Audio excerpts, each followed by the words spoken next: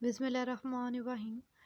Class आपने page number 115 open कर लेना है। उसमें कुछ की टर्म्स हैं, उसको हम डिस्कस करेंगे। पहला आपका जो की टर्म है वो अकाउंट है। अकाउंट को हम कहते हैं कि ऐसा रिकॉर्ड है जिसमें हम पर्टिकुलर एसेट लाइबिलिटी को रिकॉर्ड करते हैं। जितने भी आपके अकाउंट्स बनते हैं उनमें मेन जो इंक्लूड होते हैं वो एसेट होता है, लाइबिलिटी होती है, ऑनर्स इक्विटी होती है, रेवेन्यू होते हैं और एक्सपेंस होते हैं। इनको हम इंक्लूड करते हैं। उसके बाद अकाउंटेबिलिटी। अकाउंटेबिलिटी का मतलब ये है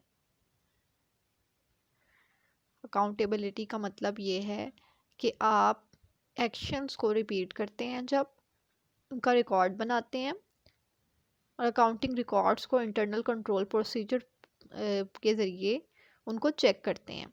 तो ये सब हमारी अकाउंटेबिलिटी होती है। The condition of being held responsible for one's actions. किसी के एक्शंस का ज़िम्मेदार होना, एक्सप्लेनेशन देना और चेक एंड बैलेंस रखना आपकी अकाउंटेबिलिटी है। Accounting cycle. अकाउंटिंग साइकिल का मतलब ये है कि जो आप अकाउंटिंग ट्रांजैक्शंस होती हैं उन्हें फिर क्लासिफिकेशन में लाते हैं, समराइज़ करते हैं। अकाउंटिंग इस काबिल हो जाती है कि अकाउंटिंग इन्फॉर्मेशन कहलाती है, उसे हम अकाउंटिंग साइकिल कहते हैं। जैसे कि ट्रांजैक्शन के बाद जर्नल, जर्नल के बाद लेजर, लेजर के बाद ट्रायल बैलेंस, ट्रायल बैलेंस के बाद आप फाइनल अकाउंट बनाते हैं। तो इस सब प्रोसीजर को हम अकाउंटिंग साइकिल कहते हैं। उसके बाद अकाउंटिंग पीरियड। अकाउंटिंग पीरियड हमेशा आप जब भी ट्रांजैक्शंस होती हैं उसके बाद जो अकाउंट्स बनाते हैं, स्टेटमेंट्स बनाते हैं, फाइनल अकाउंट्स एक स्पेसिफिक अकाउंटिंग पीरियड के लिए बनाते हैं जो नॉर्मली 1 पीरियड का होता है। तो इसको आप कहेंगे accounting period. Accrual basis of accounting. इसका मतलब ये है कि आप जब सर्विसेज दे देते हैं या गुड्स डिलीवर कर देते हैं या आपके कोई एक्सपेंस हो जाते हैं, बेशक आपने अभी पेमेंट नहीं की लेकिन अगर ड्यू डेट आ गई है तो उसे हम रिकॉर्ड कर लेते हैं। कैश का रिसीव होना या पे करना बाद की बात है। अगर ड्यू डेट्स आ गई हैं, आपकी अर्निंग हो गई है या आपकी पेमेंट का भी टाइम आ गया है लेकिन बेशक आपने कैश रिसीव नहीं किया या कैश पे नहीं किया, तो इसकी वजह से आपकी इस एक्रूअल बेसिस ऑफ अकाउंटिंग में कोई फ़र्क नहीं आएगा। एक्रूड जो हो गई हैं वो लिख ली जाएंगी। उसके बाद कंजर्वेटिज्म। कंजर्वेटिज्म का मतलब ये है कि आप कंजर्वेटिज्म का मतलब ये लिखा है the traditional accounting practice of resolving uncertainty. इस मेन आप जब अकाउंटिंग में अनसर्टेनिटी को ख़त्म करते हैं, रिजॉल्व करते हैं, इस कॉन्सेप्ट को इसलिए डिज़ाइन किया गया है ताकि हम फाइनेंशियल स्ट्रेंथ दे सकें। इस अनसर्टेनिटी को आपने अवॉइड करना है।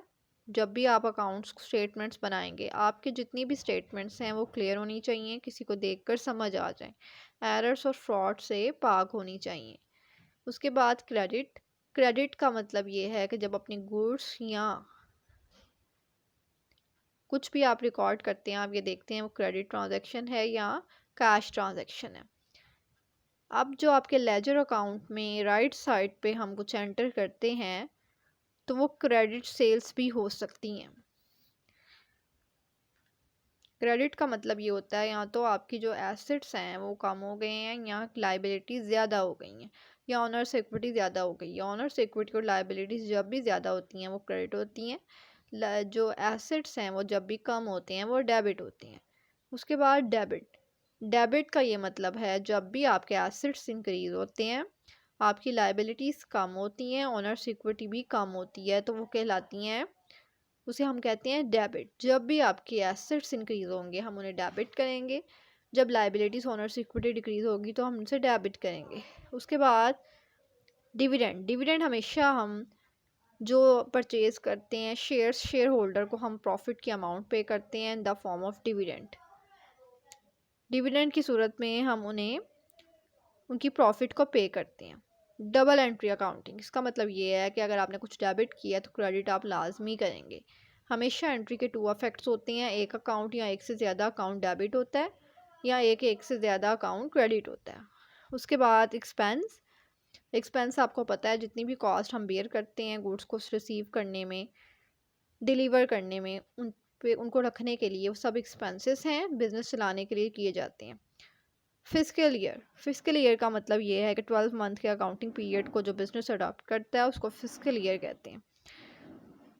यहाँ तक आपने ये तमाम एंड जो डेफिनेशंस हैं उनको रिवाइज़ करना है। नेक्स्ट लेक्चर में हम नेक्स्ट डेफिनेशंस इंशाल्लाह कंप्लीट करेंगे।